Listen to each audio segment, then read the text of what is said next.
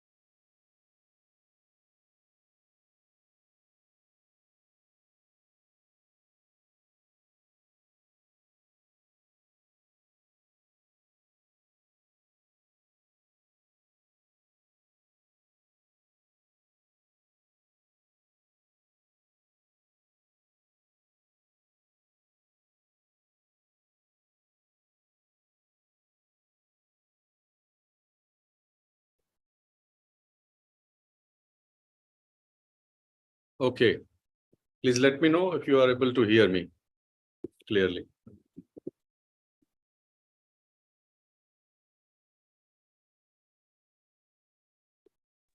Yes, sir. Okay. Thank you, Kaustubh. So, taking off from where we left, पिछली बार जहां पर हमने छोड़ा था उसको एक बार समराइज करते हुए और फिर हम आगे ज्योग्राफी की पहली क्लास के लिए आज शुरुआत करेंगे। जहां तक फाउंडेशनल एस्पेक्ट्स का बात है, आपसे पिछली बार जब आपसे इंटरेक्शन हुआ था तो आपने मैंने देखा कि कई बार ऐसा प्रश्न आ रहा था इसमें YouTube के चैट्स में मैंने देखा कि ऐसा प्रश्न पूछा जा रहा था बार बार कि जो आप गोचे और लियांग की जो बुक का रिकमेंडेशन कर रहे हैं उसका कोई, जिसे कहते हैं कि हिंदी जो विकल्प है वो क्या होना चाहिए। मुख्य रूप से एक तो ये बात थी कि हिंदी माध्यम के विद्यार्थियों के लिए, उनके अभ्यर्थियों के लिए एक अच्छी स्तरीय पाठ्य पुस्तक क्या होनी चाहिए जो कि उसके समकक्ष हो या उसके समतुल्य हो जो अंग्रेजी माध्यम के विद्यार्थियों के लिए उपलब्ध है। तो ऐसा सोचा गया है कि जैसे अंग्रेजी माध्यम के लिए उस दिन सोर्सेज का एक लिस्ट बनाया गया था, वैसे ही हिंदी माध्यम और अंग्रेजी माध्यम का आमने सामने एक अच्छा सा टॉपिक वाइज सूची एक तैयार करके, विषय वस्तु के अनुसार सूची तैयार करके आपको PDF के रूप में दे दी जाएगी, जो कि हमारे अनुसार आपको रेफर करनी चाहिए। उसमें आपके सारे प्रश्नों का उत्तर, पाठ्य सामग्री से संबंधित जो प्रश्न है उसका समाधान हो जाएगा। ठीक है, तो जो हमने पिछली बार बात की थी उसका सारांश यह है कि जो समझिए कि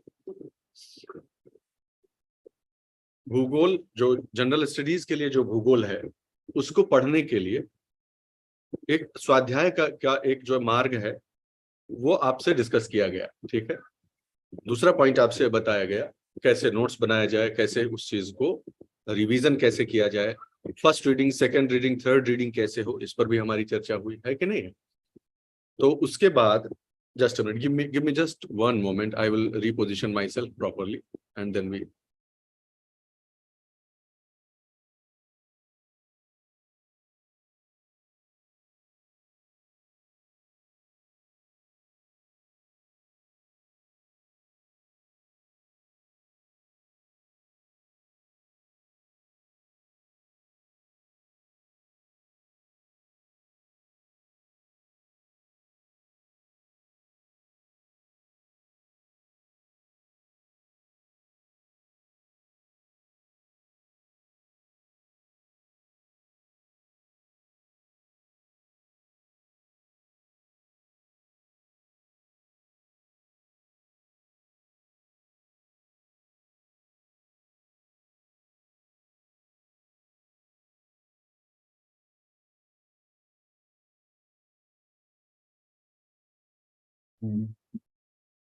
हाँ जी, तो हम बात कर रहे थे कि जो पिछली कक्षा है उसमें हमने ये कुछ सारांश निकाले थे कि कैसे आपको फर्स्ट रीडिंग, सेकंड रीडिंग और थर्ड रीडिंग कंप्लीट करनी है। थर्ड रीडिंग होते ही आपको कैसे अपने बेसिक जो है वो नोट्स, क्विक नोट्स को तैयार करना है। उन क्विक नोट्स को समय समय पर करंट अफेयर्स के अनुसार, घटनाएं जो घटनाक्रम होती हैं उनके अनुसार आपको कैसे वैल्यू एडिशन करते जाना है, अपडेट करते जाना है। और पाठ्य सामग्री की जो बात हमने की वो तो पहले ही आपको बता दी कि उसकी एक सूची बना देंगे जो हमारे हिसाब से मोस्ट ऑफ द स्टूडेंट्स के लिए, वो मोस्ट ऑफ द स्टूडेंट्स या मोस्ट ऑफ द टॉपिक्स के लिए वो सफिशिएंट है और मोस्ट ऑफ द स्टूडेंट्स के लिए वो सुगम्य है। वो स्रोत आप पढ़ेंगे तो आपका भूगोल का काम सामान्य अध्ययन की दृष्टि से उसके परिप्रेक्ष्य में भूगोल का काम हो जाएगा। ठीक है, एक बात और समझने वाली है कि भूगोल एक ऐसा विषय है जो कि संकल्पना और तथ्य, इन दोनों का एक अच्छा मिक्सचर है। It is a very good blend of facts और इंफॉर्मेशन एंड कंसेप्ट्स। तो इसलिए उसको उसी अनुसार आपको पढ़ने का प्रयास करना चाहिए कि कॉन्सेप्ट्स को खूब अच्छे से समझ लेना है और उसके बाद उसमें जो फैक्ट्स इंपॉर्टेंट है उनको उसी में पिरो के समझना है। और नोट्स बनाते समय कॉन्सेप्ट्स का चार्ट बना लीजिए और धीरे धीरे छोटे छोटे फैक्ट्स को छोटे छोटे शब्दों में, छोटे छोटे वाक्यों में लिख लीजिए। That is the best way of preparing it.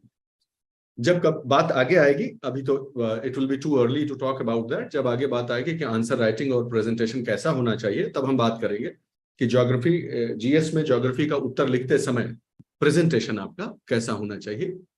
कैसे डायग्रामेटिकली प्रेजेंट करना चाहिए, मैप्स का इस्तेमाल कहाँ करना चाहिए, कहाँ नहीं करना चाहिए, ये सारी बातें हम बाद में करेंगे। अभी it will not be the appropriate stage for it. इन सब के अलावा जो सबसे महत्वपूर्ण बात हमने पिछली बार तय की थी कि हम भूगोल का अध्ययन करते समय एक नियत मार्ग को अपनाएंगे, और वो नियत मार्ग इसलिए अपनाएंगे क्योंकि भूगोल थोड़ा सा वैज्ञानिक दृष्टिकोण का जो विषय होने के कारण जरूरी है कि पढ़ाई का जो क्रम है वो ऐसा हो कि यदि मान लीजिए टोटल 1 2 3 4 5 6 ऐसे उदाहरण के तौर पे 6 टॉपिक्स हैं मान लीजिए, तो भले ही ध्यान से सुनिएगा इस बात को, भले ही वो पाठ्य पुस्तक में चैप्टर्स के रूप में कैसे भी दिए हों, ये आपका काम है कि आप उन्हें उस क्रम में सजाइए, आप अपना खुद का क्रम बनाइए और उन्हें उस क्रम में लगाइए जिसमें एक्चुअली उन्हें पढ़ा जाना चाहिए। हालांकि जनरली जो टेक्स्ट बुक्स हैं वो इस बात का ध्यान रखती हैं कि भाई दूसरे चैप्टर में वही चीज रखो जिसके लायक पहले चैप्टर में पढ़ाई हो चुकी हो, तीसरे में वो रखिए जिसमें पहले और दूसरे में पढ़ाया जा चुका हो, उसके ऐसे ही वो करते हैं क्रमवार से। लेकिन कई बार ऐसा होता है, ये आवश्यक नहीं कि ऐसा हो ही, दैट्स द इशू। ओके, तो इसलिए इस बात को ध्यान रखना है कि हमको खुद अपने हिसाब से वो क्रम तय करना है। और उदाहरण के तौर पर हमने ज्योग्राफी, जीएस की ज्योग्राफी का जो क्रम है वो आपके सामने पिछली बार बहुत ब्रीफली दिखाया था। इस बार थोड़ा सा इसको अच्छे से समझ लीजिए कि कौन सा चैप्टर पहले पढ़ना है और क्यों पढ़ना है। सबसे पहले आप ज्योग्राफी को, भूगोल को 2 भाग में बांट लीजिए, एक सामान्य भूगोल और एक भारत का भूगोल।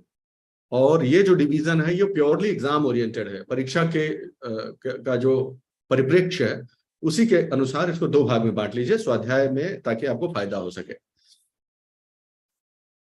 जनरल ज्योग्राफी की जहां तक बात है, सामान्य भूगोल में सबसे पहले आप पढ़िए हिस्ट्री ऑफ द यूनिवर्स। ठीक है, ये जो हिस्ट्री ऑफ द यूनिवर्स जब आपको समझ में आ जाएगा, इसमें बहुत सारे ऐसे टर्म्स आते हैं, टर्मिनोलॉजीज आते हैं, जो कि मैंने ऐसा देखा है कि जो हिस्ट्री ऑफ द यूनिवर्स वाला टॉपिक है वो टेक्स्ट बुक्स में कोई बहुत अच्छे से दिया हुआ नहीं है। ये मैंने महसूस किया है कि वो टेक्स्ट बुक में बहुत अच्छे से नहीं दिया हुआ है कहीं पर। तो हम जो क्लास नोट्स बनवाएंगे हम लोग साथ में तैयार करेंगे। मेरा ऐसा विश्वास है कि उसमें इतने इंट्रोडक्टरी पार्ट आपका आ जाएगा कि उससे आपको बहुत ज्यादा कुछ इधर उधर भागने की जरूरत नहीं है। हिस्ट्री ऑफ द यूनिवर्स या यूनिवर्स से रिलेटेड जो एक्स्ट्रा चीज आपको पढ़नी पड़ेगी क्लास नोट्स के अलावा, मैं बता देता हूं, वो सिर्फ यह है कि करंट अफेयर्स में कोई ऐसी घटना या कोई ऐसी फाइंडिंग हो, नई कोई खोज हुई हो सैटेलाइट से संबंधित, जैसे आपने देखा अभी चंद्रयान वगैरह के विषय में, तो जो है सैटेलाइट से संबंधित चंद्रयान हो गया, मंगलयान, भारत की कोई प्रगति है या विश्व में कोई जो है भौगोलिक प्रगति हुई है, ये जो है अंतरिक्ष विज्ञान के स्तर पे कोई प्रगति हुई है, बस उसको आपको इन क्लास नोट्स में अपडेट कर लेना है। इस प्रकार पहला टॉपिक आपको पढ़ना है हिस्ट्री ऑफ द यूनिवर्स।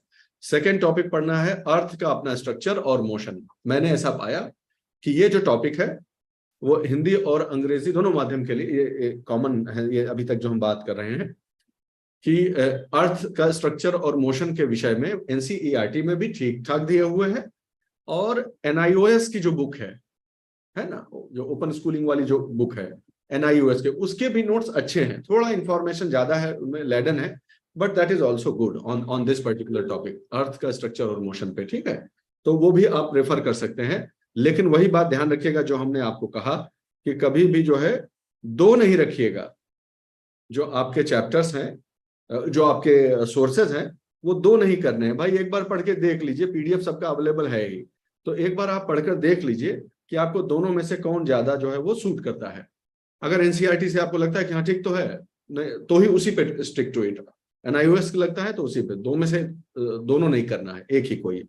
और मैं तो कहता हूं कि आप क्लास नोट्स को अच्छे से अगर पढ़ेंगे तो जो है बहुत ज्यादा आवश्यकता नहीं रह जाएगी जो है उन सोर्सेस को बहुत ज्यादा पढ़ने की। ठीक है, ये सारा कुछ जो स्टडी मटेरियल तैयार किया जा रहा है that is NCERT, NIOS plus so many other books.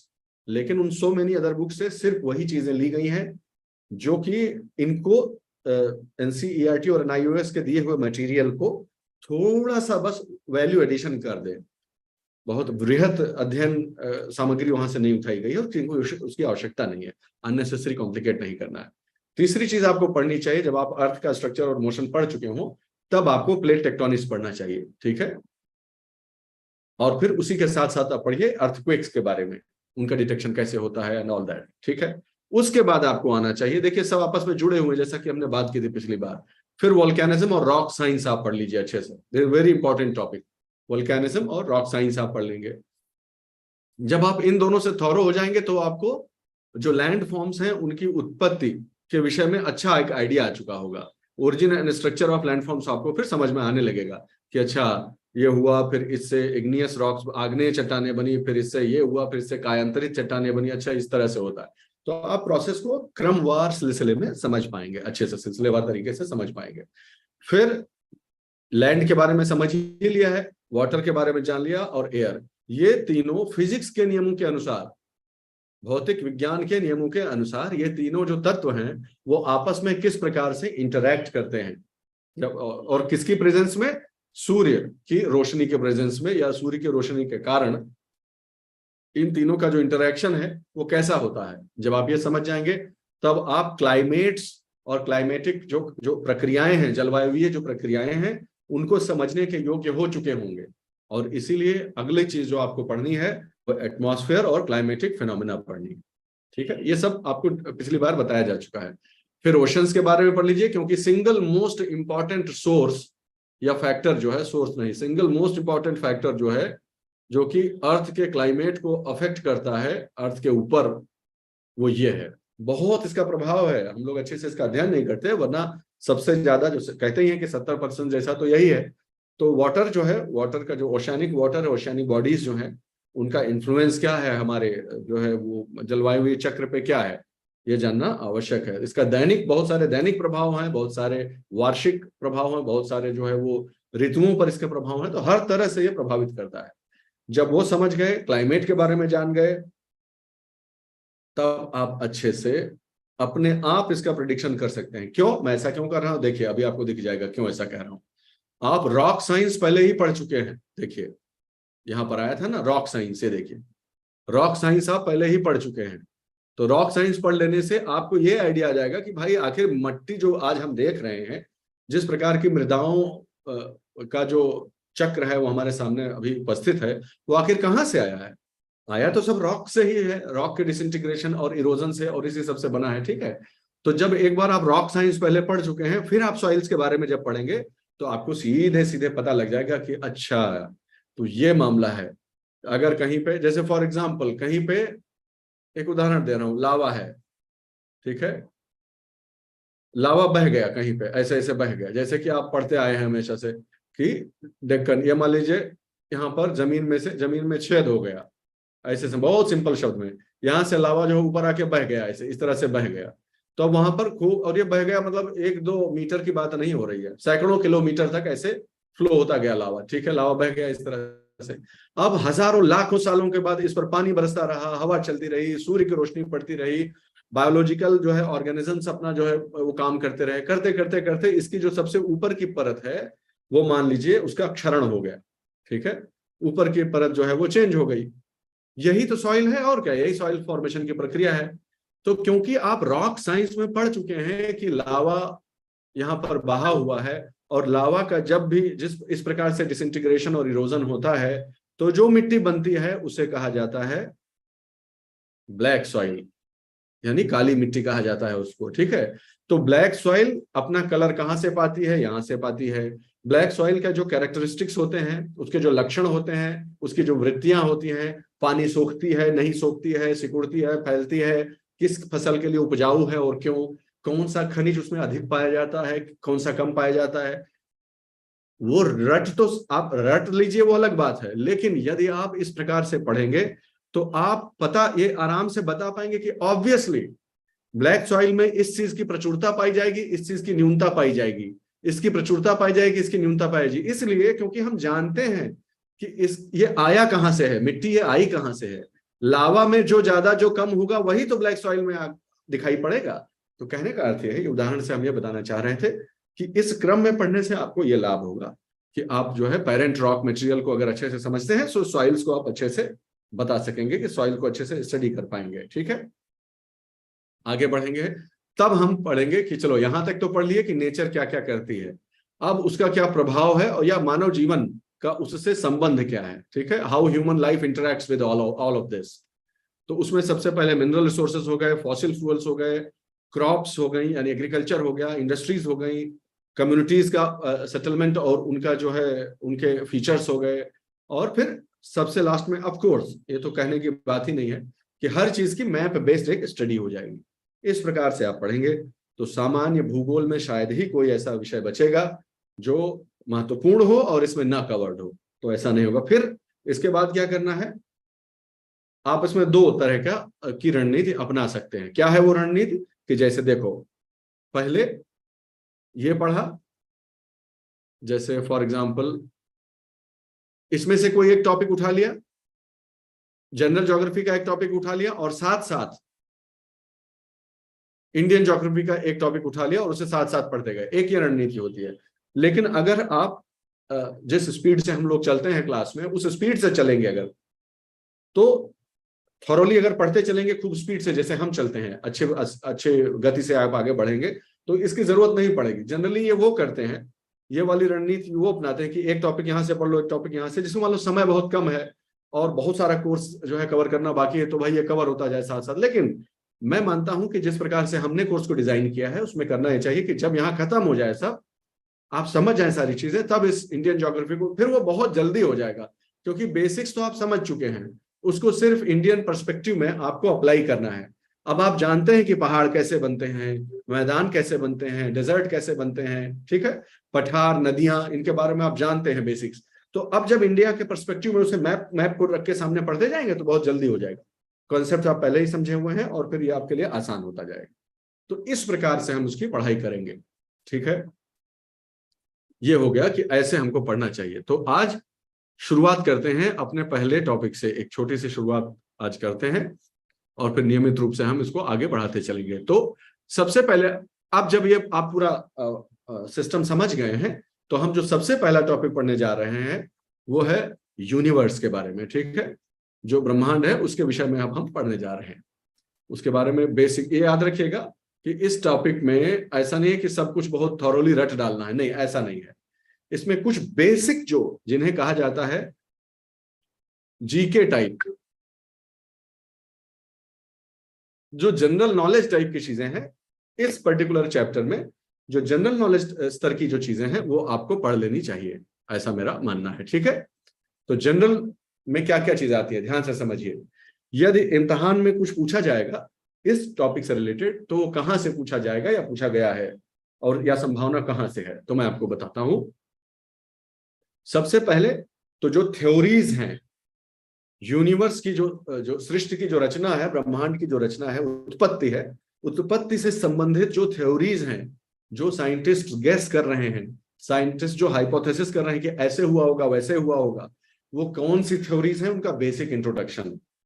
और एक थ्योरी जो सबसे अधिक मान्य हो, उनमें से जो सबसे अधिक मान्य थ्योरी हो उसका थोड़ा सा और अध्ययन, ठीक है, थोड़ा अच्छे से उसका अध्ययन। एक तो ये आपको आना चाहिए, जनरल नॉलेज के तौर पर ही आना चाहिए, ज्योग्राफी वगैरह भूल जाइए, आपको वैसे भी ये चीज आनी चाहिए यूनिवर्स के ओरिजिन के विषय में, ठीक है। उसके बाद आपको आना चाहिए कि ये जो प्रक्रिया है ब्रह्मांड के बनने की, सौर जो मंडल है उसके बनने की, ताराओं के बनने की जो प्रक्रिया है उसके बेसिक स्टेप्स क्या हैं और उनमें नामकरण क्या क्या किया गया है, किस चीज का, नेबुला किसे कहते हैं, ठीक है, न्यूट्रिनो किसे कहते हैं, फलाना स्टार किसे कहते हैं, रेड जायंट किसे कहते हैं, इनके विषय में जनरल नॉलेज टाइप की आपको समझ होनी चाहिए, ठीक है। उसके बाद आपको क्या पढ़ लेना है, एक स्टार्स की लाइफ साइकिल के बारे में हल्का सा जान लेना है कि जनरली बहुत एकदम जीके टाइप का, कि स्टार के बनने की प्रक्रिया क्या है, उसकी उत्पत्ति से उसके क्षय तक के जो स्टेजेस है, what are the stages from the origin of the star to its decay, वहां तक की पूरी चीज आपको समझ लेनी है, ठीक है। फिर सूर्य जो हमारा है, सौर मंडल का जो कह लीजिए कि मूल बिंदु है सूर्य, उसके बारे में थोड़ा और अधिक अच्छे से समझ लेना है। कुछ बहुत लैंडमार्क जो स्टडीज हुई हैं, कुछ ऐसे अध्ययन या कुछ ऐसे जो मिशन भेजे गए हैं अंतरिक्ष में, उनके बारे में थोड़ा सा जान लेना है, बहुत एकदम सुपरफिशियल, बहुत डीप में नहीं जाने की जरूरत है, ठीक है। जब वो आप समझ जाएंगे तो ताराओं के बनने की प्रक्रिया क्या है और हमारा जो सौर मंडल है, उस सौर मंडल के जो ग्रह हैं, सूर्य और उसके चारों तरफ के जो ग्रह हैं, उनके बनने की क्या प्रक्रिया रही है, ये भी थोड़ा सा अच्छे से समझ लिया। फिर जिनके बारे में अक्सर बात होती रहती है, जो कि सौर मंडल, सूर्य और उसके ग्रह को समझ लिया, उसके अलावा कुछ और स्ट्रक्चर्स हैं जिनको सिर्फ टर्म समझ लीजिए कि अच्छा इसको ये बोलते हैं, इसको ये बोलते हैं, ठीक है। ऊट क्लाउड क्या है, क्यूपर बेल्ट किसको बोलते हैं, ये सब आपको जान लेना है। शब्दों को जान लीजिए कि वो कहाँ स्थित है और वो क्या है। पता चला बहुत सिंपल सवाल पूछ लिया कि जो है ये एस्टेरॉइड बेल्ट किसके किसके बीच में स्थित है। ये तो जनरल नॉलेज का क्वेश्चन है, तो खाली आप पढ़ लेंगे तो आपका एक सवाल सही हो जाएगा। सिर्फ सरसरी निगाह से इसको समझ लेना है। फिर कुछ चीजें इस बारे में समझेंगे। अब हम देखो, यूनिवर्स से चले, सौर मंडल पर आए, सौर मंडल में सूर्य को समझा, सूर्य के बाद ग्रहों को समझा, ग्रहों के आसपास के जो पूरा आवरण है उसको समझ लिया। उसके बाद धीरे धीरे हम पृथ्वी की तरफ आ रहे हैं, तो हम समझेंगे कि पृथ्वी कहाँ स्थित है, पृथ्वी यहाँ स्थित है, इसका उसे क्या फायदा मिला, ठीक है। हैबिटेबल जोन किसको कहते हैं, ऐसा क्यों है कि पृथ्वी पर ही जीवन है, बाकी जगह नहीं है। ये सब चीजें आप हल्के से समझ लेंगे, ठीक है। फिर कंपोजिशन का समझ लेंगे, और फिर हम एक पूरी अच्छे से लाइन खींच लेंगे कि ये जो घटनाएं हैं जिनके बारे में अभी अभी हमने पढ़ा, क्या पढ़ा कि इतने साल पहले जो है ये हुआ, फिर उसके बाद यूनिवर्स बनना शुरू हुआ, यूनिवर्स बन गया, उसके बाद सौर मंडल बनना शुरू हुआ, तारा बनना शुरू हुआ, तारा समूहों का निर्माण हुआ, फिर उसके बाद सौर मंडल बना। सौर मंडल में सूरज कब बना, बाकी ग्रह कब बने और कैसे बने, किन समय अंतराल, किस किस समय अंतराल पर बने, ये समझ लेंगे। इसको क्या कहा जाता है, जियोलॉजिकल टाइम स्केल बोलते हैं, ठीक है। और पृथ्वी का, हमारी पृथ्वी का जो विकास है वो कैसे कैसे स्टेप बाय स्टेप हुआ, जब ये समझ लेंगे तो जियोलॉजिकल टाइम स्केल आपकी कंप्लीट हो जाएगी। तो जियोलॉजिकल टाइम स्केल, चलिए अभी नहीं, इसको अभी नहीं एक्सपोज करता है। जियोलॉजिकल टाइम स्केल को एक और संदर्भ में पढ़ा जाता है, वो है जीवन की उत्पत्ति के बारे में भी, ठीक है। तो जियोलॉजिकल टाइम स्केल जो है वो दो तरह से पढ़ी जाती है, एक पृथ्वी का बनना, और दूसरा विशेष संदर्भ लेकर पढ़ा जाता है कि जीवन, कौन सा प्रकार का जीवन पृथ्वी पर कब उसकी उत्पत्ति हुई। ये दो तरह से जियोलॉजिकल टाइम स्केल को पढ़ लेंगे तो उससे आया हुआ कोई भी प्रश्न जो है वो हल करने में आपको बिल्कुल परेशानी नहीं होगी, ठीक है। इसको समझ लेंगे। फिर हम पृथ्वी का जो मोशन है, पृथ्वी की जो गति है सूर्य के चारों तरफ अपने स्पेस में जो गति है, उसके बारे में एक बेसिक आइडिया ले लेंगे। फिर ये जो आपको हम बता रहे थे कि कब क्या हुआ है, उसको एक अच्छे डायग्राम के तौर पर समझ लेंगे। फिर जैसा कह रहे थे हम आपको कि जीवन के विशेष संदर्भ में, कि जीवन की पहली बार उत्पत्ति कब हुई, किसको जिंदा कह सकते हैं, और फिर उसके बाद जो है जीवन में अगला स्ट्रक्चर कौन सा बना, उसके बाद कौन सा जीव आया, उसके बाद कौन सा जीव आया, इसकी आपको समझ होनी चाहिए। ये न केवल भूगोल के परिप्रेक्ष्य से महत्वपूर्ण है, बल्कि कई बार इसका फायदा आपको कहाँ मिलता है, विज्ञान, जो विज्ञान है उसके जो सामान्य विज्ञान जो पूछा जाता है जीएस में, उसमें भी कई बार आपको इसका लाभ मिलता है। और उसके बाद हम जब अर्थ को अच्छे से समझ लिए, सब समझ लिए, तो समझेंगे कि जो हमारा देश है, ये जो भूखंड है जिसको भारत कहते हैं, जो भारतीय उपमहाद्वीप जो कहलाता है, वो समय के अंतराल के संदर्भ में कैसे कैसे कैसे बना है, ठीक है। वो यहीं पर था या कहीं से टूट कर आया और आके लड़ गया, ये जब हम समझ लेंगे तो फिर हमें ये समझ में लास्ट में आ जाएगा, क्या समझ में आ जाएगा कि आज जिस स्वरूप में हम भारत के इस भूखंड को समझते हैं, उस स्वरूप में रॉक समझ रहे, चट्टानों के हिसाब से यदि भारत के इस भूखंड का वर्गीकरण किया जाए, चट्टानों के हिसाब से, कि भारत के कौन से हिस्से में किस प्रकार की चट्टान से मिलकर भारत बना हुआ है, ये एक बार आप समझ लीजिए। बहुत फंडामेंटल है और बहुत ही इंपॉर्टेंट है ये। ऐसा मैं इसलिए कह रहा हूं क्योंकि जैसे ही आप इस स्ट्रक्चर को समझ लेंगे, तो क्योंकि जो कुछ हुआ है अब इस भूखंड के ऊपर, पानी बरसना, मिट्टी का बनना, जंगल का पैदा हो जाना, आदमियों का, ट्राइबल कम्युनिटीज का बसना, खनिजों का उत्खनन, ये सब जो कुछ भी हुआ है, उससे सबसे पहले इतिहास में, अतीत में, उस सबसे पहले यही था जो आपके सामने दिख रहा है। तो ये सबसे पहले की तस्वीर है। जैसे बच्चा जब पैदा होता है तो नंगा ही पैदा होता है, निर्वस्त्र पैदा होता है, तो ये वो अवस्था है, ऐसे समझिए। अब जो कुछ हुआ है वो इसके ऊपर हुआ है, जो अंगों का निर्माण हुआ है, उसके ऊपर तिल आ गया, मस्सा आ गया, बाल आ गए, कपड़ा पहन लिया बच्चे ने, उसको भाषा आ गई, जो कुछ भी हुआ है वो इसके बाद हुआ है। तो यदि इसको हम अच्छे से समझ लेंगे कि भारतीय जो भारतीय भूखंड है, भारत का जो भूखंड है, उसका चट्टानी वर्गीकरण क्या है, उसमें चट्टान किस प्रकार की है, पैरेंट बेडरॉक, तो आपको आगे समझने में बहुत आसानी होगी। ये आप देखते जाइए, ठीक है। तो ये पूरा हमारा जो है पहला जो सेक्शन है वो रहेगा। तो अब शुरू करते हैं पढ़ाई। ये ओवरव्यू हो गया जो हम पढ़ने जा रहे हैं। तो सबसे पहले आता है कि यूनिवर्स का जो निर्माण है उसके विषय में क्या क्या थ्योरीज हैं। बहुत सारी थ्योरीज समय समय पर दी गई हैं, लेकिन हम और आप जानते हैं, अब सामान्य अपने सामान्य ज्ञान के आधार पर जानते हैं कि जो सबसे एक्सेप्टेबल थ्योरी मानी जाती रही है अब तक, उसको कहा जाता है कि बिग बैंग थ्योरी उसे कहा जाता है। ठीक है, आपको यहीं पर मैं बता देता हूं कि बिग बैंग थ्योरी पर भी अभी बहुत ही गंभीर प्रश्न उठने लगे हैं। There are so many loose ends which are not being tied up. It is not possible to reconcile them. On the basis of Big Bang Theory, universe की ओरिजिन को अच्छे से एक्सप्लेन नहीं किया जा पा रहा है अभी भी। लेकिन साइंस ऐसे काम नहीं करता है कि जो 100% एक्सप्लेन कर देगा, ऐसे नहीं चलती हैं चीजें। जो सर्वमान्य, सबसे अधिक मान्य जो थ्योरी है वो अभी यही है। ठीक है, जो अधिक से अधिक चीजों को एक्सप्लेन कर पा रही है वो ये है। लेकिन ऑब्वियसली इसमें बहुत सारी जो है वो खामियां हैं, जिनको मुझे लगता है कि सामान्य अध्ययन के स्कोप से बाहर है। उसको अभी यहाँ डिस्कस करने की जरूरत नहीं है कि बहुत डीप साइंस हो जाएगा वो, फिर स्पेस साइंस में हम की तरफ चले जाएंगे।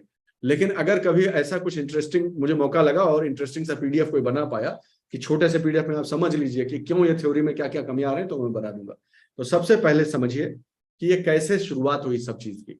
इंसान ने यूनिवर्स की ओरिजिन को समझने का प्रयास कैसे शुरू किया, ये आप जानिए। अब तो क्या हुआ कि हबल करके जो साइंटिस्ट थे 1920 में, उन्होंने एविडेंस दिया किस चीज का, एक्सपेंडिंग यूनिवर्स का एविडेंस दिया।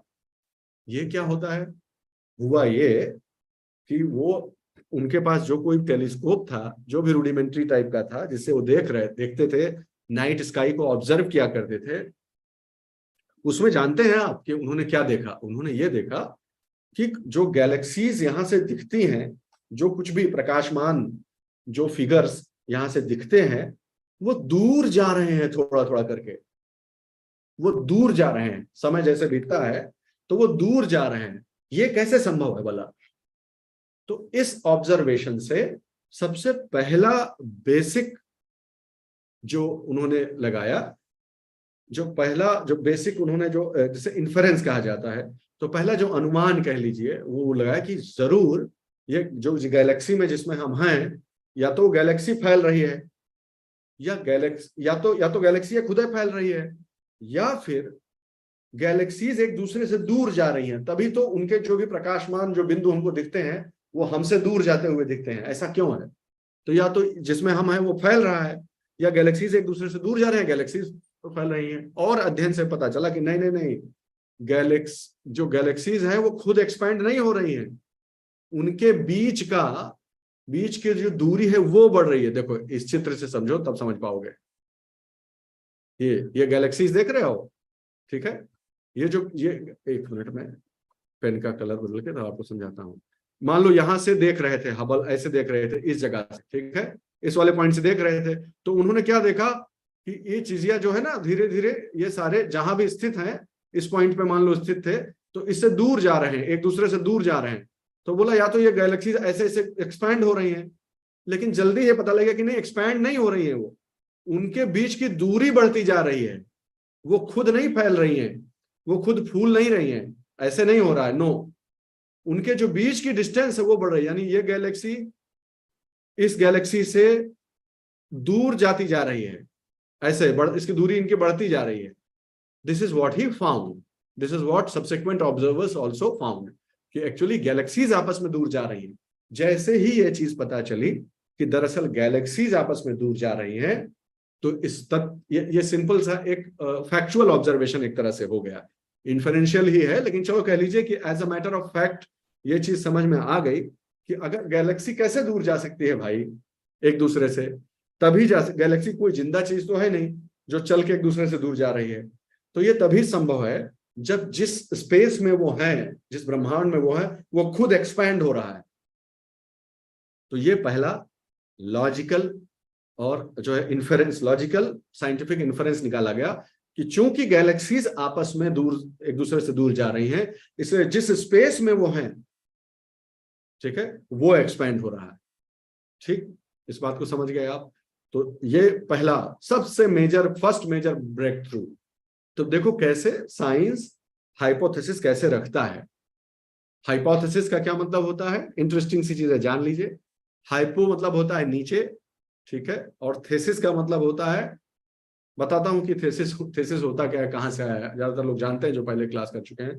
पहले क्या हुआ करता था कि टेबल होती थी, टेबल, जो भी वहां पर यूरोप में ग्रीक और रोमन, इनमें कल्चर क्या था कि किसी का काम जब इतना अच्छा हो जाता था, किसी ने कोई स्टडी किया, रिसर्च किया, वो जब इतना अच्छा हो जाता था कि जो महाराजा, राजा या जो भी विद्वान है, उनके सामने टेबल पे रखने लायक हो जाता था, तब उसे थेसिस कहते थे।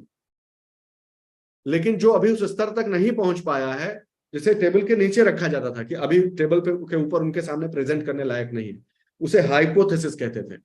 यहां से उस शब्द की उत्पत्ति है। हाइपोथेसिस मतलब अभी हम कह तो रहे हैं ये, लेकिन अभी उतना अच्छा वेल रिसर्च या प्रूफ के साथ हम इसको नहीं कर सकते। हमारा अंदाजा है, हमारी ये संकल्पना है कि ऐसे होता होगा। तो जो पहले हाइपोथेसिस, हाइपोथेटिकल इन्फरेंस जो पहला निकाला गया, वो क्या था कि सुनो भाई, अगर आज की तारीख में, चलो 1920 कह लो, कि 1920 के समय में गैलेक्सीज एक दूसरे से दूर जा रही है, तो ये तो आज से थोड़े जा रही हैं, वो तो जब से सृष्टि हुई होगी तभी से दूर जा रही होंगी। ये तो एक वैज्ञानिक निष्कर्ष है जो निकाला जा सकता है। बोला हाँ ये भी ठीक है, एकदम सही निष्कर्ष है। बोला अगर यह निष्कर्ष सही है तो इसका दूसरा जो निष्कर्ष है वो भी सही होगा। क्या? कि यानी पहले ये बहुत नजदीक नजदीक थी और अब दूर जा रही है। एकदम एब्सोल्युटली राइट, ये भी लॉजिकल है, तार्किक निष्कर्ष है ये। बोला इससे अब तीसरी बात आती है। वो क्या है? वो ये है कि यानी पहले जिस स्पेस में ये स्थित है, वो पहले सिकुड़ा हुआ था और फिर फैल रहा है, यानी द यूनिवर्स इज एक्सपैंडिंग। बोला हाँ वो तो बात हो ही चुकी है, वो तो है ही। तो अगला सवाल उठा कि अगर ये बात सही है कि यूनिवर्स इज एक्सपैंडिंग, तो जरा ये बताओ कि फिर शुरू में कैसा रहा होगा। तो बोला कि शुरू में छोटा रहा होगा। तो क्वेश्चन उठा कितना छोटा। आपको जवाब देना पड़ेगा ना। आप अगर कोई थ्योरी बोलेंगे सामने, तो लोग आपसे सवाल करेंगे ना, हाइपोथेसिस आप प्रेजेंट करेंगे, तो फिर लोग उस पर क्वेश्चन करेंगे कि लेकिन इससे ये नहीं एक्सप्लेन होता, इससे ये नहीं एक्सप्लेन होता, इसका आपके पास क्या प्रूफ है, या इसके पास आपका क्या आर्ग्यूमेंट है। तो इसी आर्ग्यूमेंटेशन से बात आई कि अच्छा ये बात ठीक है कि यूनिवर्स इज एक्सपेंडिंग, तो इसके आधार पर यह निष्कर्ष निकाला जा सकता है कि ये पूरी जो सृष्टि है, पूरा पूरा जो ब्रह्मांड है, वो कहीं ना कहीं किसी बहुत छोटे से चीज से बना है, तभी ये अभी तक फैलता जा रहा है, छोटे से बड़ा हो रहा है। बोला ओके ओके ओके। इसी चीज को कहा गया कि जरूर ऐसा रहा होगा कि कोई बहुत छोटी सी चीज रही होगी पहले, जो कि बाद में फट पड़ी, विस्फोट हो गया उसमें। और ये दरअसल जैसे पटाखा नहीं दगता है, छोटा सा पटाखा, उसमें आग लगा दी जो दगता है, ऐसे इस प्रकार से, तो ये पटाखा ही है जो दगा है। और ये पटाखा दगने के बाद जो छर्रे फैलते हैं, वही स्लो मोशन में समझो हम देख रहे हैं। Universe is expanding and it must have started from a single point. किसी एक सिंगल छोटे से पॉइंट से शुरू हुआ होगा यूनिवर्स, और अब वो एक्सपैंड करता चला जा रहा है। बोला ओके ऐसा है क्या? लेकिन इससे भाई बहुत सारे सवाल हैं, इनका जवाब नहीं दिया जा सकता है। तो बोले हाँ ठीक, ये बात हम एक्सेप्ट करते हैं कि बिग बैंग थ्योरी कंप्लीटली चीजों को एक्सप्लेन नहीं कर सकती है। जैसे फॉर एग्जांपल, रहने दो, अभी परेशान हो जाओगे, अभी बेसिक पहले समझ लो, फिर मैं बताऊंगा आपको कि क्या इसमें कमियां हैं, वो एक बार बताऊंगा। तो बिग बैंग थ्योरी सिंपल सी एक थ्योरी हो गई। कहा गया बिग बैंग थ्योरी का सारांश क्या हुआ कि यह पूरा जो ब्रह्मांड है, वो किसी एक छोटे से बिंदु से इसकी उत्पत्ति हुई है, और उस बिंदु का नाम दिया गया सिंगुलैरिटी। ये देखिए यहां लिखा हुआ है आपके सामने। इस बिंदु को कहा गया कि इस बिंदु का को कह दीजिए सिंगुलैरिटी। सिंगुलैरिटी क्या है? एक ऐसा काल्पनिक बिंदु है, ये एक ऐसी काल्पनिक जो है सूक्ष्म बिंदु है, परा सूक्ष्म बिंदु है, जिससे ही विस्फोट होने से बाकी का पूरा यूनिवर्स बना है। बोला ठीक है, अच्छा ठीक है, फिर व्हाट नेक्स्ट? बोला ये एक ऐसा हाँ, सिंगुलरिटी एक ऐसा बिंदु है जो बहुत छोटी सी बॉल हुआ करती थी, जिसमें एक्सप्लोजन हुआ, फिर एक्सपेंशन हुआ, फिर कन्वर्जन हुआ, 3 घटनाएं हुई, तब जाके जिस स्वरूप में आज तुम ब्रह्मांड को देख पा रहे हो, ऐसे नहीं हुआ है। ठीक है, वो इतने जो है वो मिलियंस बिलियंस ऑफ ईयर्स का ये प्रोसेस है। और शुरुआत हम बस अंदाजा लगा के बोल रहे हैं भैया कि इतने छोटे से बिंदु से शुरुआत हुई होगी, फिर इसमें विस्फोट हो गया, विस्फोट होकर सब एक्सपैंड होता गया। ये देखो ऐसे चीजें एक्सपैंड होती गई और इस प्रकार से ऐसे यूनिवर्स इस समय चल रहा है। बोला अच्छा, तो कैसे हुआ भाई, जरा बताइए। तो फिजिक्स के जो नियम है उसके अनुसार आपकी थ्योरी सारी घटनाओं को एक्सप्लेन कर दे रही है। बोला हाँ, ज्यादातर को हम कोशिश कर रहे हैं कि हो जाए। बोला अच्छा चलो बताना शुरू करो, क्या कहना चाह रहे हो। बोला कि देखिए ऐसा हुआ होगा कि एक बहुत छोटी सी बॉल रही होगी, कोई टाइनी बॉल, ठीक है, वो इतना ज्यादा डेंस था, इनफाइनाइट टाइप की उसकी डेंसिटी थी, बहुत, सबसे जिस डेंसिटी को आज हम और आप नाप नहीं सकते, ऐसी उसकी डेंसिटी रही होगी। तभी तो इतना मसाला और कहां से बनेगा जी। यूनिवर्स में सूर्य है, सौरमंडल है, इतनी आकाश गंगाएं हैं, ये सब मैटर ही तो है। तो ये मैटर कहां से आया। तो बोला सुनो, ऐसा हमारा जो समझना है भैया, वो ऐसा हुआ था कि एक बहुत छोटी सी टाइनी बॉल थी, उसमें एक्सप्लोजन हो गया। एक्सप्लोजन होने से क्या हुआ कि टेम्परेचर जो है उसका बहुत ज्यादा बढ़ गया, बहुत ही ज्यादा टेम्परेचर बढ़ गया। जो डेंसिटी डेंस पार्टिकल था वो एक्सपैंड, बहुत तेजी से विस्फोट हुआ, टेम्परेचर उसका बढ़ गया, डेंसिटी भी इनफाइनाइट हो गई उसकी। और ध्यान से सुनना, इतनी ज्यादा ऊर्जा उत्पन्न हुई, ऊर्जा, ध्यान से सुना, मैटर तो बहुत कम ही था। यही है जो समझने वाली बात है, चूकना मत इस चीज को, ध्यान से सुनना आप लोग। मैटर तो हम ही खुद ही कह रहे हैं, ये थ्योरी ही कह रही है, ये बहुत छोटा सा, अणु परमाणु से भी छोटा टाइप का बहुत छोटा सा एक बिंदु था। उसमें उसमें उसकी डेंसिटी इनफाइनाइट थी, इनफाइनाइट टेम्परेचर हुआ, उसमें विस्फोट हो गया। बोला अच्छा यहां तक तो ठीक है। तो ये बताओ बाबूजी कि इतना छोटा चीज से, जो कि आज एक एटम, एक परमाणु के बराबर भी नहीं है, उससे सूर्य, चंद्रमा, तारा और ऐसे हजारों सौरमंडल बता रहे हो कि है, और इतना बड़ा ब्रह्मांड, ये सब कैसे बन गया भाई। बोला हाँ, रुकिए रुकिए बताते हैं। ये जो मास है, ध्यान से सुनो, ये छोटा सा इनफाइनाइट डेंसिटी का मास था, इससे बहुत ज्यादा एनर्जी रिलीज हुई, जबरदस्त एनर्जी, ठीक है, वो रिलीज हुई। ये जो एनर्जी है,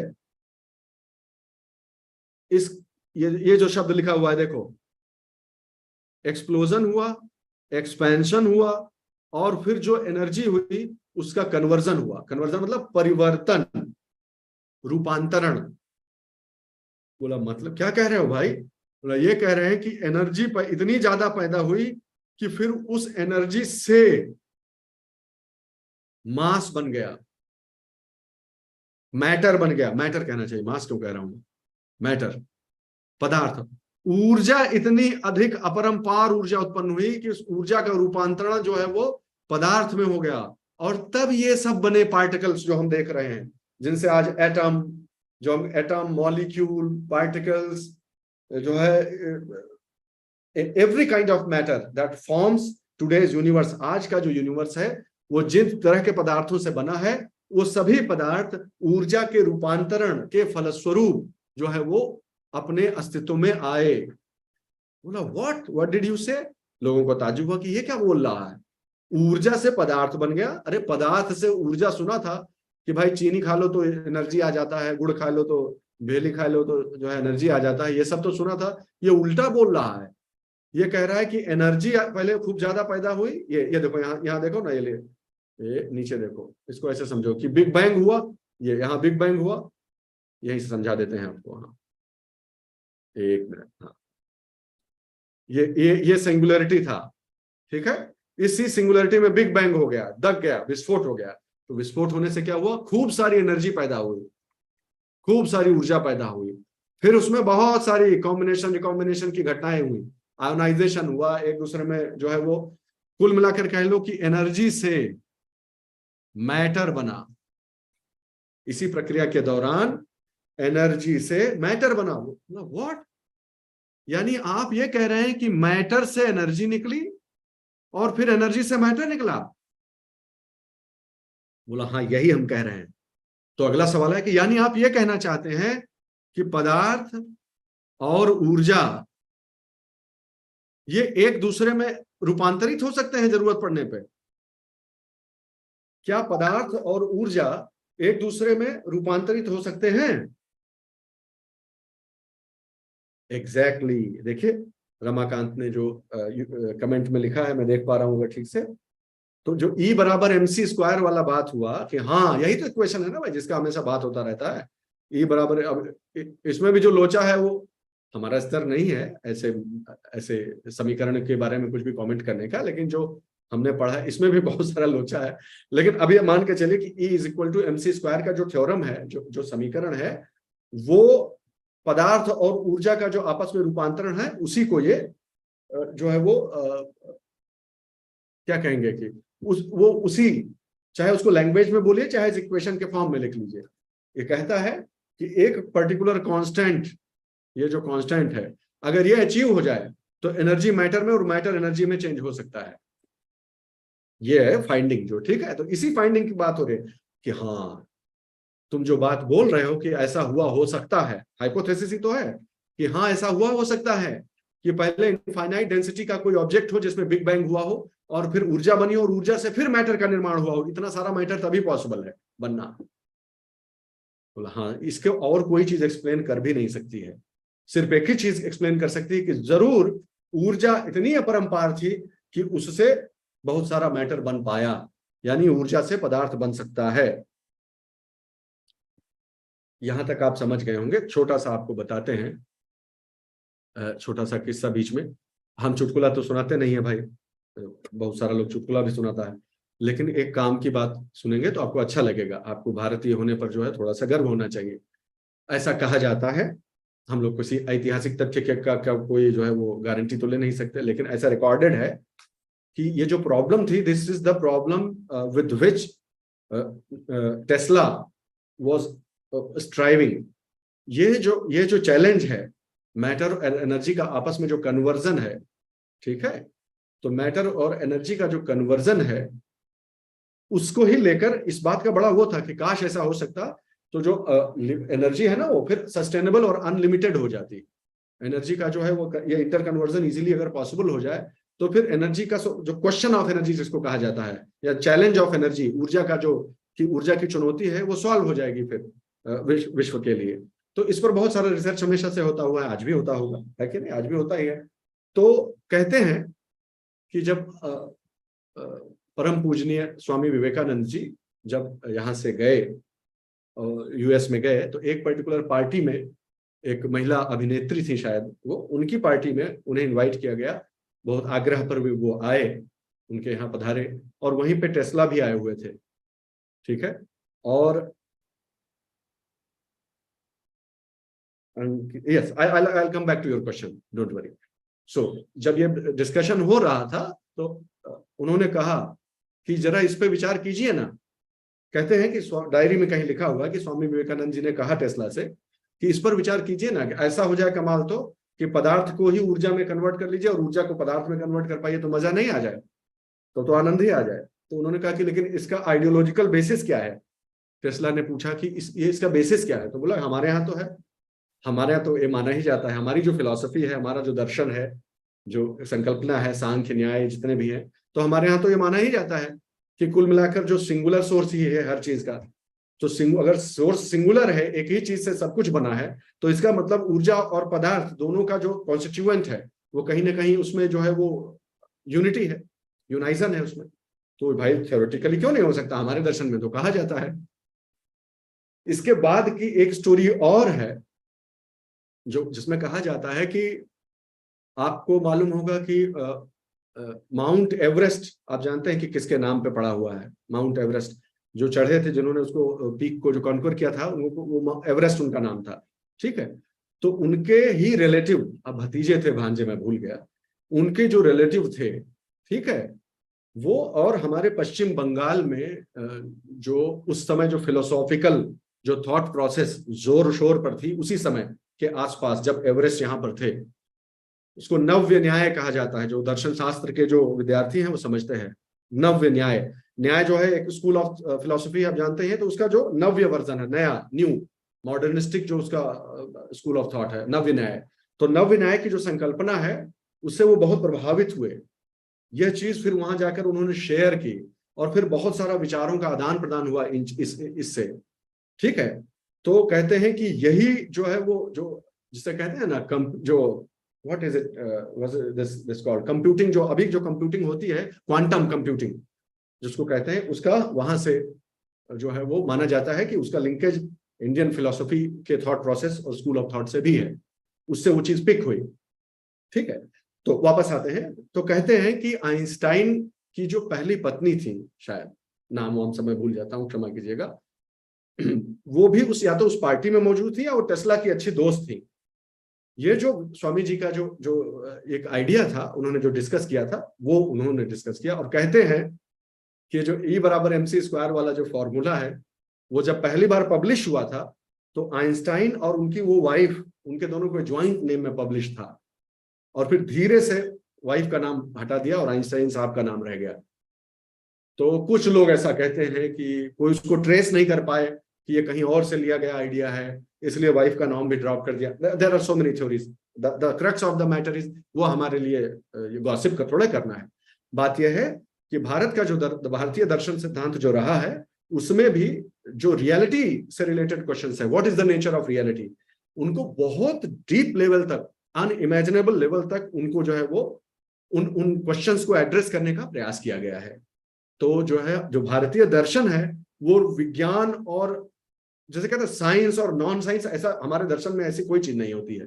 सब कुछ वैज्ञानिक दृष्टिकोण से ही है। यहाँ साइंस और आर्ट्स और ह्यूमैनिटीज ये सब ठीक है, लेकिन दरअसल भारतीय दर्शन का जो पूरा थॉट प्रोसेस है, जो मैं बहुत उसका विद्यार्थी नहीं हूं दर्शन का, लेकिन जो मैंने पढ़ा उसमें इस संकल्पना का भी स्थान है कि यस, पदार्थ और ऊर्जा आपस में रूपांतरित हो सकते हैं। That's all. ज्यादा इसको खत्म वो नहीं करेंगे, खींचेंगे नहीं। अच्छा भाई, तो सबसे इंपॉर्टेंट चीज में क्या समझने वाली कि हाँ, बिग बैंग हुआ था। यस, बिग बैंग हुआ। उसके बाद एक टाइमलाइन का हल्का सा आइडिया आपको ले लेना है, वो मैं शेयर करूंगा आपको। टाइमलाइन पता चले कि पहली गैलेक्सीज कब बनी, ठीक है, ऊर्जा का पदार्थ में पहली बार कब हुआ, बिग बैंग कब हुआ था, भाई इतना ही, ज्यादा नहीं। गैलेक्सीज बनने के बाद फिर तारा जो मंडल बनना शुरू हुए, ताराओं का निर्माण कैसे हुआ, जो तारा है वो कैसे बने, सौर मंडल कैसे बना। अब हम देखते हैं कि क्या क्वेश्चन पूछे गए थे। I mean one time process और रेगुलर। अच्छा, शायद अंकिता पूछना चाह रही हैं कि ये जो प्रोसेस हमने डिस्क्राइब की, जो बिग बैंग से लेकर अभी तक, ये वन टाइम प्रोसेस, ऑब्वियसली ये एक ही बार हुआ है, ये एक ही बार हुआ है। और जिस ऊर्जा के पदार्थ में बदल जाने की जिस प्रक्रिया की हम बात कर रहे हैं, वो यहां पर एक ही बार हुआ है। ये this is a one time process. जो मैटर बनना था वो बन गया यहाँ पे। Okay, understand that. अब जो हो रहा है वो उसी बने हुए मैटर का ट्रांसफॉर्मेशन हो रहा है। तो जिस संदर्भ में हम पढ़ रहे हैं उसमें ऊर्जा का पदार्थ में जो रूपांतरण की बात हो रही है वो उस समय ही हुआ था, वो एक टाइम उस समय हुआ था। तो सब क्वेश्चंस का आपको, I think you got your answer, कि बिग बैंग भी एक ही बार हुआ और यह प्रोसेस भी इस परिप्रेक्ष्य में एक ही बार हुई है।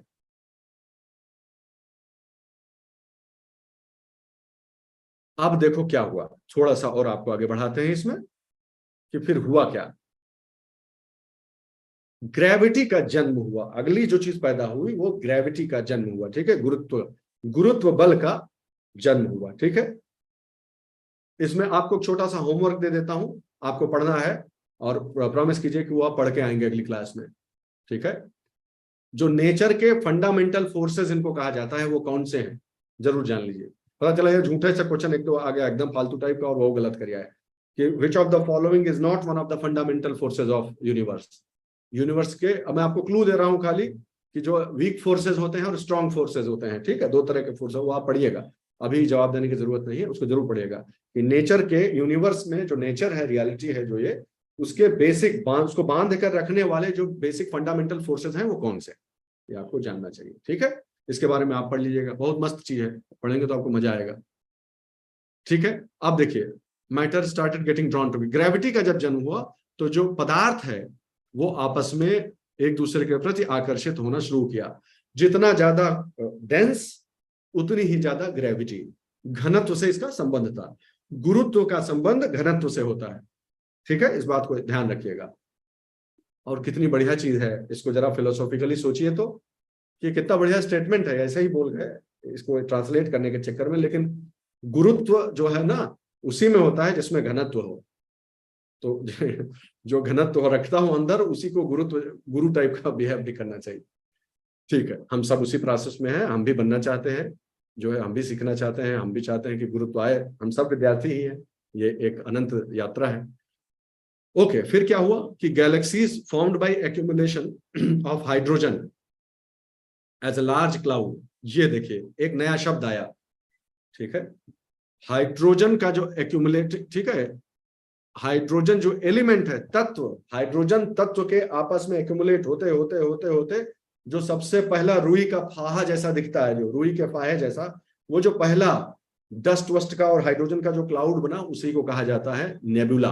दैट इज कॉल्ड नेबुला, ठीक है। किससे बने होते हैं वो? डस्ट से और गैसेस से, मोस्टली हाइड्रोजन और हीलियम। अब यहां पर मैं आपको, क्योंकि हम लोगों का वो है ना भाई, हम लोगों का जो तरीका है पढ़ने का, सीखने का, वो ये है कि हम लोग इंटरडिसिप्लिनरी तरीके से पढ़ते हैं। तो अब हमको विश्वास है कि जो लोग विज्ञान के विद्यार्थी हैं वो तो तुरंत ही समझ जाएंगे, और जो विज्ञान के विद्यार्थी नहीं भी हैं उनको कम से कम इतना जरूर ध्यान आ जाएगा कि एक तो चीज होती है, रुको देखें इंटरनेट और ठीक से चल रहा होगा तो अभी आपको डिमॉन्स्ट्रेट कर देते हैं। हम जो कहना चाह रहे हैं वो आपको पता होना चाहिए। यहाँ पर ये समझ लेना तुरंत जरूरी है, और उसको हमेशा के लिए याद रखिएगा तो आपको आसानी रहेगी।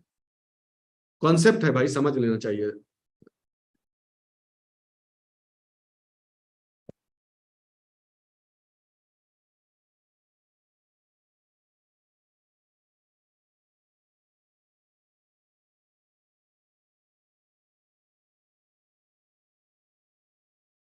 इसका नाम सुने हो? आवर्त सारणी का नाम सुने होंगे, बिल्कुल सुने होंगे निश्चित रूप से। पीरियोडिक टेबल, ये क्या है पीरियोडिक टेबल? ये समझना आपको जरूरी है, बड़ी इंटरेस्टिंग चीज है, अभी आपको समझ में आ जाएगा। ऐसे पीरियोडिक टेबल देखोगे तो एकदम मजा सा नहीं आएगा कि अच्छा इसमें भाई जितना तत्व पाया जाता है वो ये है वो है, तो ये आपको आएगा मन में, है कि नहीं है? लेकिन इसको समझने वाली बात क्या है, देखो सब लोग ध्यान से सुनिए। जब सृष्टि का प्रारंभ हुआ था, तब सबसे अपने सरल रूप में पदार्थ किस रूप में था? अभी जो पढ़े आप ही तो पढ़े, हम और आपने अभी साथ में सीखा कि नहीं सीखा? क्या सीखा हमने? हमने ये सीखा कि भैया सुनो, ऐसा हुआ रहा कि एक बिग बैंग हुआ, बिग बैंग से खूब सारी ऊर्जा उत्पन्न हुई, ऊर्जा से फिर पदार्थ बना। ये जो लाइन बोले कि ऊर्जा खूब पैदा हुई और उसको पदार्थ में रूपांतरण हो गया, तो जब रूपांतरण हुआ पदार्थ में, तो किस रूप में हुआ? वो पहला पदार्थ क्या था जो बना? ये हाइड्रोजन, हाइड्रोजन और हीलियम, इसीलिए देखो सबसे पहले ये है, ठीक है। फिर इन दोनों को जोड़ दोगे, अब एकदम देहाती टाइप का समझा रहे हैं तुम्हें। इनका एक और इनका दो, दो और एक जोड़ दोगे तो क्या बन जाएगा? लिथियम। तीन, समझे बात को? तीन में फिर एक जोड़ देगा तो बेरिलियम बन जाएगा। तो ये सब क्या बात कर रहे हैं सर, ऐसे थोड़ा ही होता है ये, मतलब ठीक है समझाने के लिए सरल करना ठीक है, लेकिन ये तो अनसाइंटिफिक टाइप का लग रहा है कि इसको जोड़ देंगे तो ये बन जाएगा, इसको जोड़ देंगे। सुनने में भले ही आपको लग रहा हो कैजुअल टाइप का, लेकिन आप खुद बताइए, आप और हम, अब एक लॉजिकल स्टूडेंट की तरह हमको बताइए कि भाई जब सबसे शुरुआती समय में हाइड्रोजन और हीलियम के अलावा कुछ रह ही नहीं किया, जब कुछ था ही नहीं, यही तो बात है ना, सृष्टि जब बनी, ऊर्जा से पदार्थ बना, तो पदार्थ, पहला पदार्थ कौन था जो बना? हाइड्रोजन और हीलियम बने। तो जब यही बने, तो और आज ध्यान से सुनो, चलो मान लो आज इस टेबल में जितना तुमको दिख रहा है वो सारा एलिमेंट है, मान लो आज, ठीक, ठीक है, 100 से ऊपर एलिमेंट मान लो आज है। तो ये कहां से आ गया? जब अभी अंकिता ने पूछा था कि सर ये प्रक्रिया एक ही बार हुई या बार बार होती रहती है, तो हमने बोला कि एक ही बार घटना हुई। तो ऐसा तो है नहीं कि फिर एक बार बिग बैंग हुआ और अब की बार बेरिलियम बन गया, या फिर एक बार और बिग बैंग हुआ फिर बोरॉन बन गया, फिर कार्बन बन गया। नहीं, जो नेचर को बनाना था एक ही बार उसने सबसे सरल पदार्थ बना दिया। वो क्या था? हाइड्रोजन और हीलियम। एक्चुअली हाइड्रोजन है, शुरुआत तो हाइड्रोजन ही से समझिए। तो बाकी सब चीज कहां से आया, कभी पूछे अपने आप से, लॉजिकल माइंड से पूछना चाहिए, सवाल पूछना सीखिए। तो ये सब बाकी कहां से आ गया, ये सब एलिमेंट? यस, ये बाकी के एलिमेंट जो आज धरती पर भी वो पाए जाते हैं कि नहीं, बहुत सारे, ये सारे के सारे धरती पे पाए जाते हैं, या फिर इनके पाए जाने का जो है, जो थ्योरेटिकल पॉसिबिलिटी है, यही तो मेंडलीव ने ही तो की थी। सारे एलिमेंट उनके समय में थे थोड़े, और ये तो जानते ही होंगे कि इसमें से बहुत सारा नाम जो है वो संस्कृत से इंस्पायर्ड है, इतना जीके तो जानते ही होंगे। खैर, अभी वापस आओ। तो हम कह रहे हैं ये कि मेंडलीव जो थे, अच्छा ये भी जानते हो कि नहीं कि पीरियोडिक टेबल जो है उनको स्वप्न में आई थी, actually it was a vision. ये किसी लॉजिकल एक्सरसाइज का परिणाम नहीं है। ऑब्वियसली वो इतना बड़े साइंटिस्ट हैं तो उनको सपना भी वैसे ही आएगा, हमारे तोहरे सपने में थोड़ा ही आएगा, लेकिन ये स्वप्न में आया था। खैर, सेरेंडिपिटी अपने आप में काम करती है जहां करना होता है। हम ये कह रहे हैं कि बाकी का एलिमेंट हुआ कैसे बना, सवाल ये आएगा कि नहीं आएगा?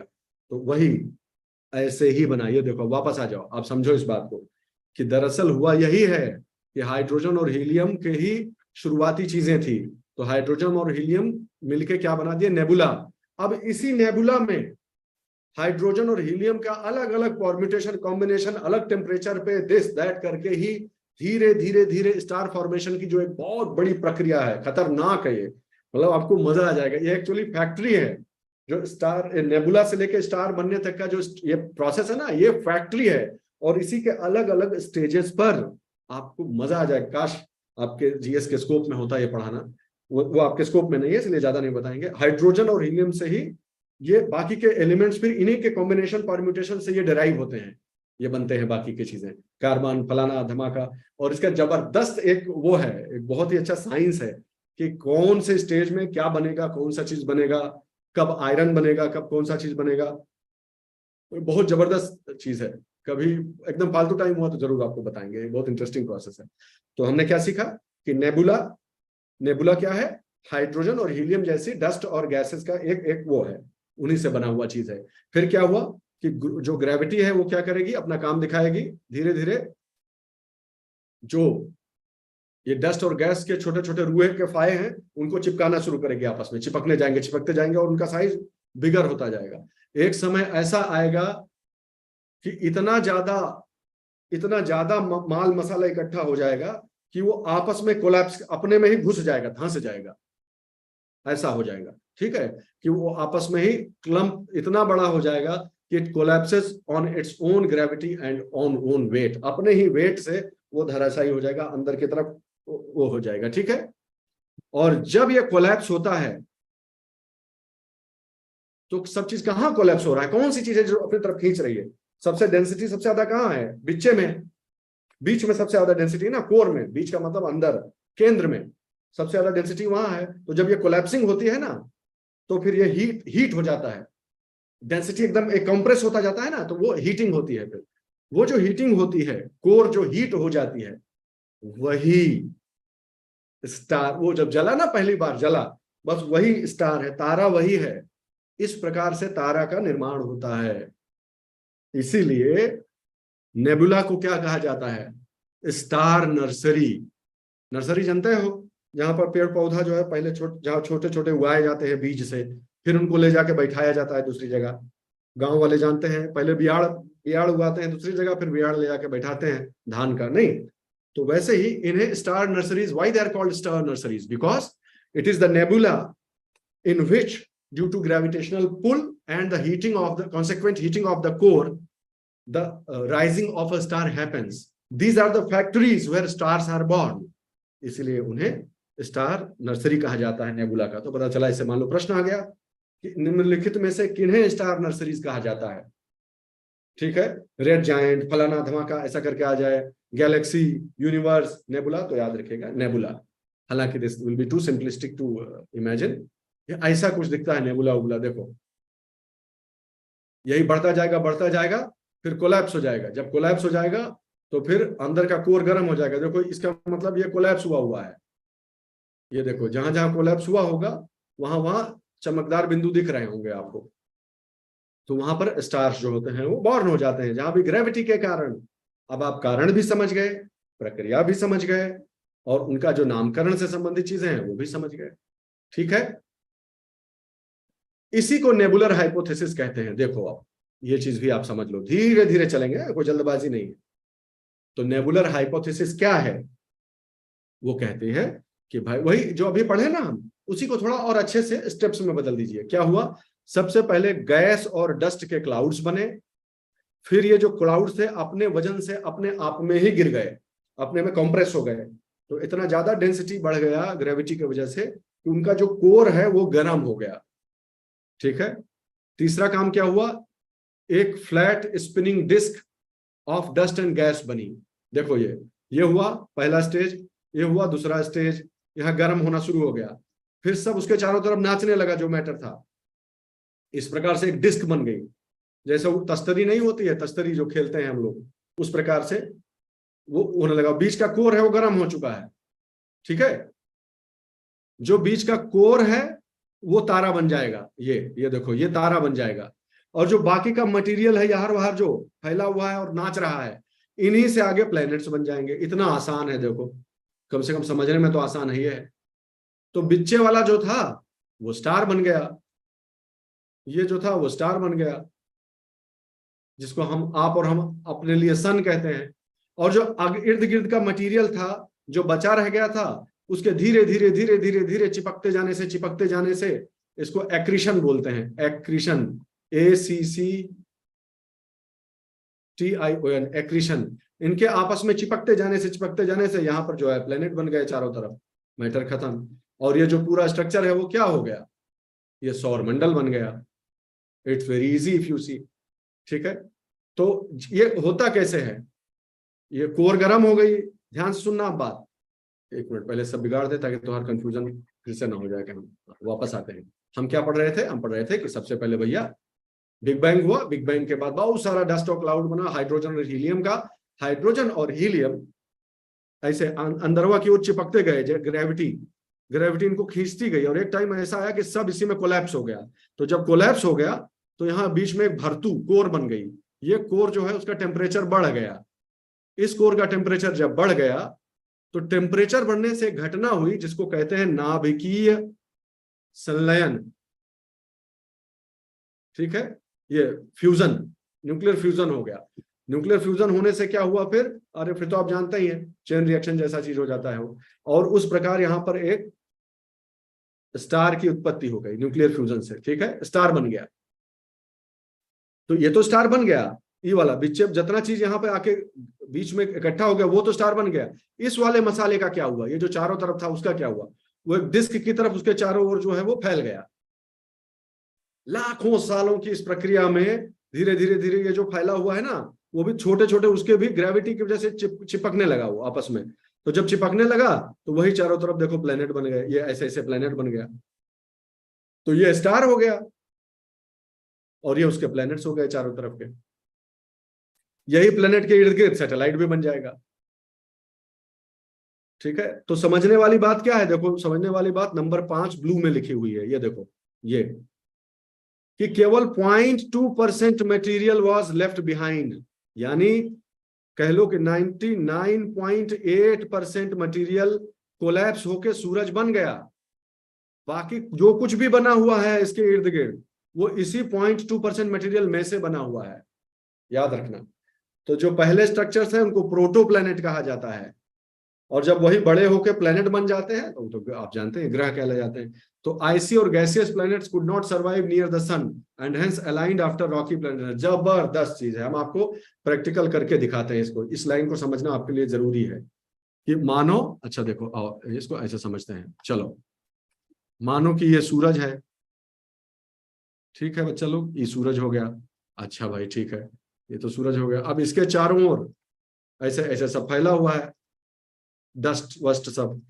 अब इसी में से बनना है, जो भी प्लैनेट्स बनने हैं वो तो इसी में से बनने हैं।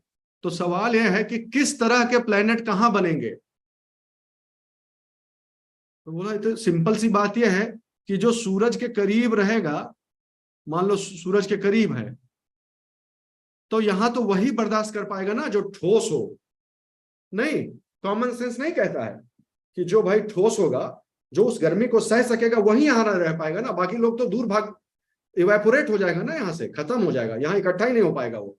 इनफैक्ट इसको ऐसे समझो कि सूरज के इर्द गिर्द वही चीजें ठोस रूप ले पाएंगी जो उस टेम्परेचर को सह सकेंगे, वरना वो वहां पर तो ठोस रूप में अस्तित्व तो उसका होगा ही नहीं, वो तो दूर होगा जाके, वहां जाके चिपक पाएगा, इतना पास में वो चिपकना तो छोड़ो, एग्जिस्ट भी नहीं कर सकता। तो इसीलिए हुआ क्या कि सूरजवा के आसपास वो प्लैनेट्स बने जो सॉलिड हैं या रॉकी हैं, रॉक के बने हुए हैं, जो उस टेम्परेचर को बर्दाश्त कर सकते हैं।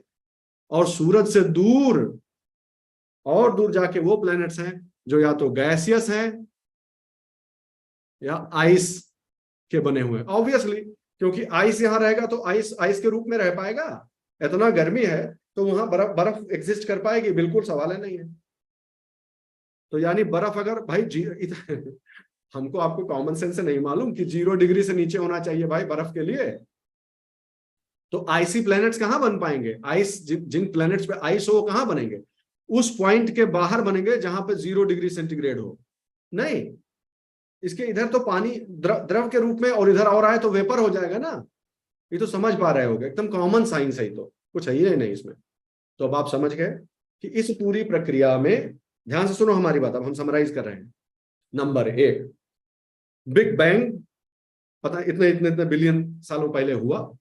बिग बैंग दरअसल जिस चीज में हुआ उसको सिंगुलैरिटी कहते हैं। उसका घनत्व तो इतना अधिक था और टेम्परेचर इतना अधिक हुआ कि एक बिग बैंग हुआ, उसमें इतनी ऊर्जा उत्पादित हुई कि उसमें से ऊर्जा का बहुत सारा जो स्वरूप है वो पदार्थ में रूपांतरित हो गया। क्या यह फिजिक्स के नियम के अनुसार सही सही है सोचना? हाँ है। E बराबर mc² कहता है कि ऐसा संभव है भाई। फिर इस ये जो पदार्थ बना वो अपने सरलतम रूप में था, हाइड्रोजन हीलियम टाइप का था। उससे फिर कॉम्प्लेक्स बाकी की चीजें बनती गई, लेकिन वो तो जब बना तब बना, अभी देखेंगे। हाइड्रोजन और हीलियम के जो क्लाउड्स थे जो आपस में चिपकते गए, जो बड़ा स्ट्रक्चर बना उसको कहा गया नेबुला। नेबुला जैसे जैसे भारी होता गया तो जो भारी भरकम चीज उसमें होगा वो नीचे की तरफ बैठता जाएगा, केंद्र की तरफ। तो केंद्रवा इतना पावरफुल हो गया, उसका ग्रेविटी इतना बढ़ गया कि बाकी चीजों को अपने अंदर खींच लिया ऐसे, और वो पूरा नेबुला अपने ही वेट पे कोलैप्स हो गया। लेकिन जब ये हुआ तो उसका साइड इफेक्ट क्या हुआ कि कोर का टेम्परेचर राइज हो गया बहुत ज्यादा। कोर का टेम्परेचर राइज हो जाने से क्या हुआ, जो न्यूक्लियस है, केंद्रक, परमाणुओं में जो केंद्र होता है, वो उसका आपस में फ्यूजन शुरू हो गया एक गिवन टेम्परेचर के बाद। और उससे ऐसा समझो कि कोई जो गैस चूल्हा नहीं होता है उसमें कोई लाइटर मार दिया और फिर वो जल उठा। वही यहां पे हुआ, न्यूक्लियर फ्यूजन से एक सोर्स मिल गया उसको एनर्जी का, और वो प्रक्रिया आज तक चल रही है सूरज में। वो आज तक हो रही है, वो न्यूक्लियर फ्यूजन हो रहा है वहां पे। और वो चमक जब तक ये होता रहेगा, जब तक सारा मसाला खत्म ना हो जाएगा तब तक सूरज चमकदार रहेगा। समझ गए बात को? सूरज ही नहीं, एवरी स्टार, ये हर स्टार की लगभग कहानी है।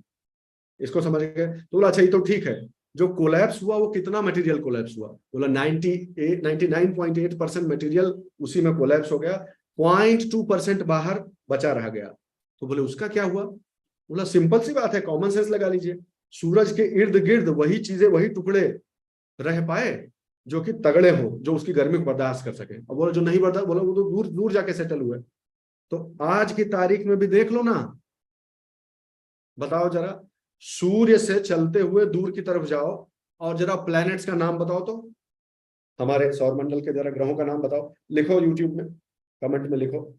सूर्य से चलो और बाहर की तरफ जाओ, लिखो, थोड़ा तुम एक्सरसाइज करो, एक दूसरे ने कमेंट डालो तब फिर आगे बढ़ा जाए।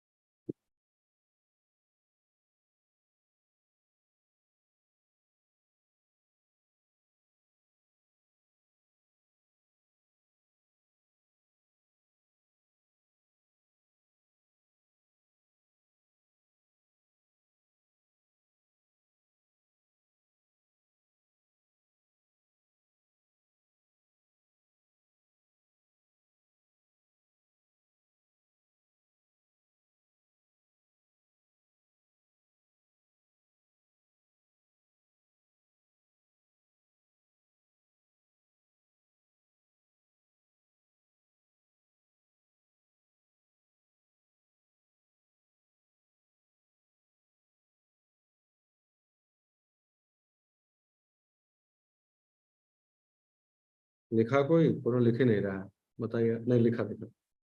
हमारे में ही कुछ गड़बड़ है क्या? हाँ ठीक है, अब आप समझ गए।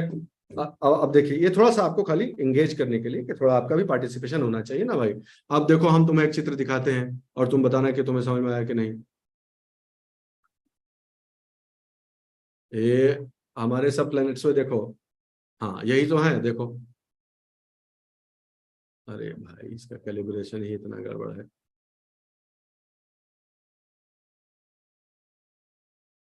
देखो, ये हमारे प्लैनेट्स हैं कि नहीं है, देखो। अगर स्क्रीन पे आपके आ रहा हो, ठीक से दिख रहा हो तो बताइएगा।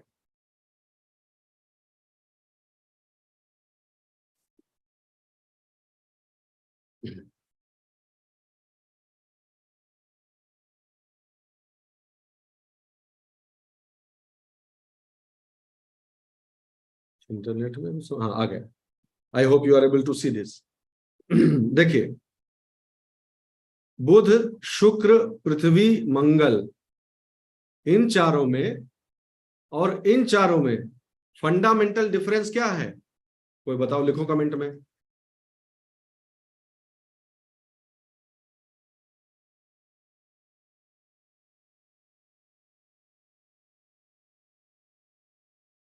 ये चार और बाहर के चार, इनमें क्या अंतर है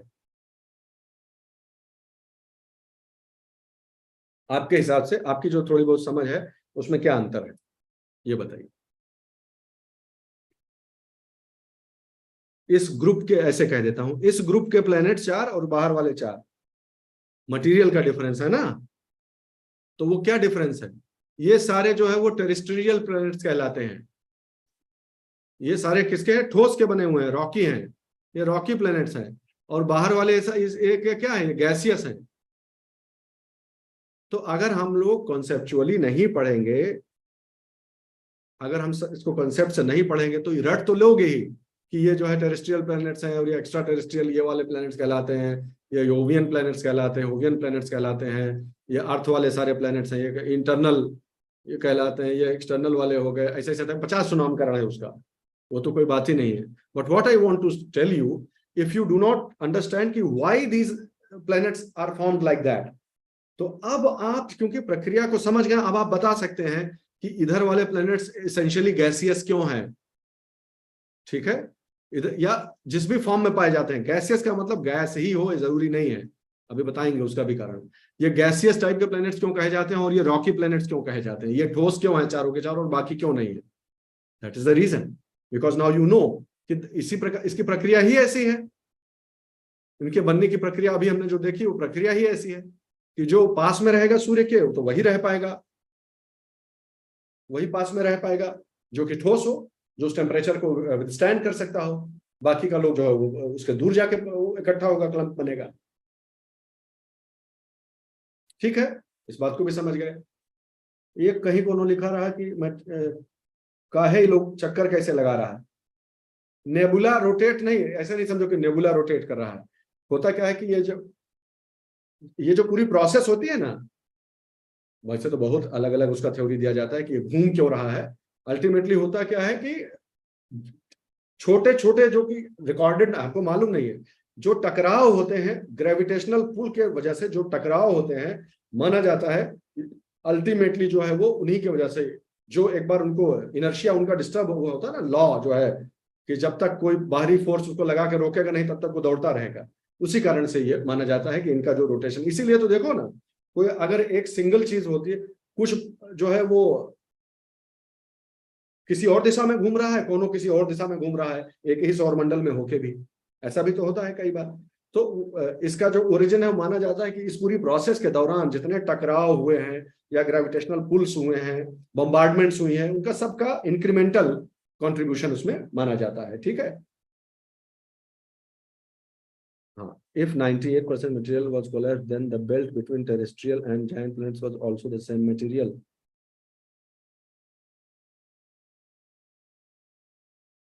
Between terrestrial and giant planet, नहीं, वही नहीं, why only belt बेटा? Not only the belt, everything else. ये टेरेस्ट्रियल जितना प्लेनेट तुम देख रहे हो, बुध, शुक्र, पृथ्वी, मंगल, बृहस्पति, शनि, ये सब वही मटेरियल है, उसी 0.2% में से, नॉट 98। 99.8 तो गया, जो 0.2% बचा वो सब उसी का मटेरियल है।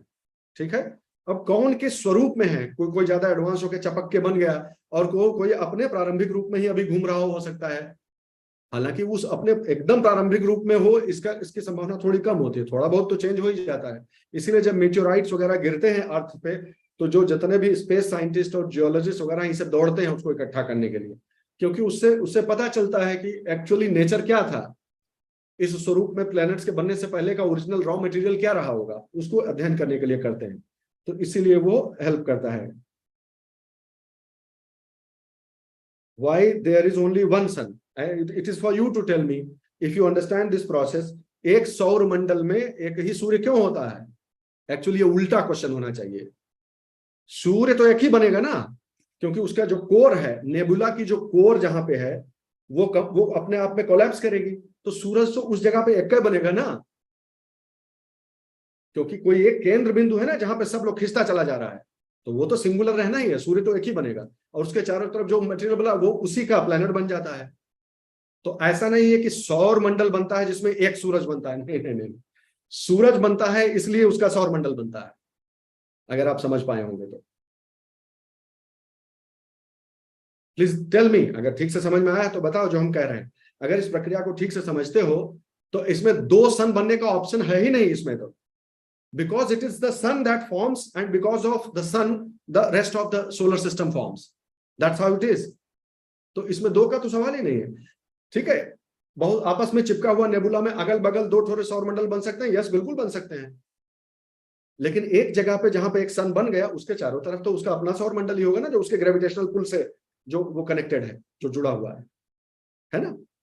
तो इस तरह से ये तो अब हमने कम से कम सौर मंडल बनने तक की प्रक्रिया समझ ली है। इसको आगे नहीं खींचना चाहता मैं, आज ज्यादा हो जाएगा नहीं तो। ठीक है, आज इसको विराम देते हैं, अगली कक्षा में फिर से जल्दी से रिवाइज करेंगे, देखें कुछ और भी तो नहीं आया।